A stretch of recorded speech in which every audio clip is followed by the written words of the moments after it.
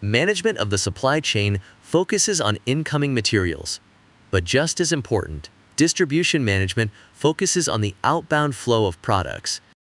Designing distribution networks to meet customer expectations suggests 3 criteria. 1. Rapid response. 2. Product choice. And 3. Service. An increase in the number of facilities generally implies a quicker response and increased customer satisfaction. Not to forget, total costs are important as well. As Figure 11.3a indicates, an increase in the number of facilities generally implies a quicker response and increased customer satisfaction. On the cost side, 3 logistics-related costs, see Figure 11.3b, are shown: inventory costs, transportation costs, and facility costs. Taken together, total logistics costs tend to follow the top curve, first declining and then rising. For this particular example, it appears that total logistics costs are minimized with 3 facilities. However, when revenue is considered, see Figure 11.3c, we note that profit is maximized with 4 facilities. The focus should be on profit maximization, C, rather than cost minimization, B. Just as firms need an effective supplier management program, an effective distribution management program may make the difference between supply chain success and failure. For example, in addition to facilities, packaging and logistics are necessary for the network to perform well. Packaging and logistics are also important distribution decisions because the manufacturer is usually held responsible for breakages and serviceability. Further, selection and development of dealers or retailers are necessary to ensure ethical and enthusiastic representation of the firm's products.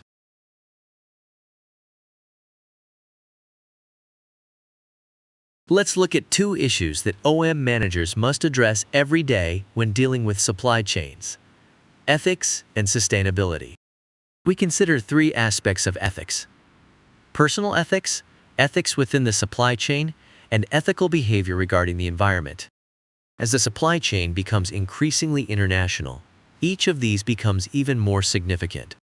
First, personal ethics. Ethical decisions are critical to the long-term success of any organization.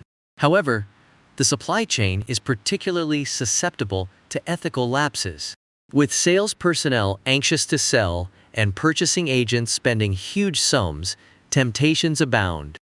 Salespeople become friends with customers, do favors for them, take them to lunch, or present small or large gifts. Determining when tokens of friendship become bribes can be challenging. Many companies have strict rules and codes of conduct that limit what is acceptable. Second, ethics within the supply chain.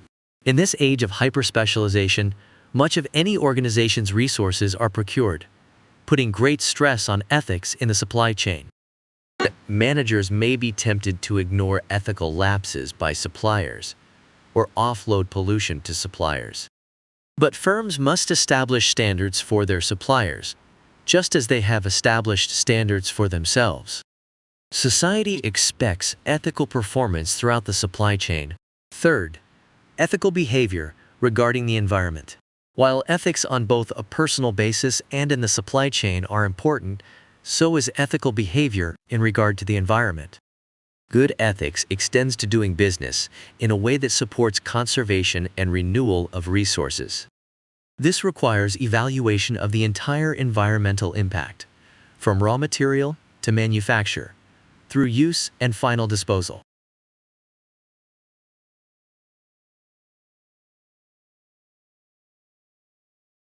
Recognizing these issues, the Institute for Supply Management has developed the following principles and standards to be used as guidelines for ethical behavior. 1. Promote and uphold responsibilities to one's employer, positive supplier and customer relationships, sustainability and social responsibility, protection of confidential and proprietary information, applicable laws, regulations, and trade agreements, and development of professional ability. 2. Avoid perceived impropriety, conflicts of interest, behaviors that negatively influence supply chain decisions, and improper reciprocal agreements.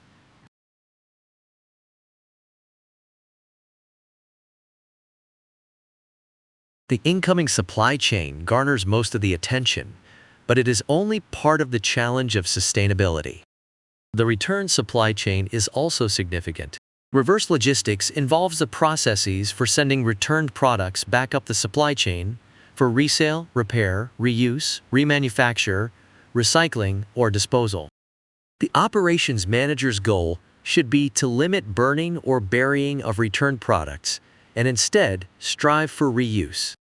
Reverse logistics initiates a new set of challenges, as shown in Table 11.4 in the next slide.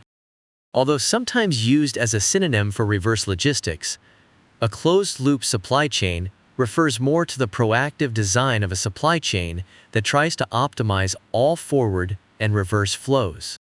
A closed-loop supply chain prepares for returns prior to product introduction.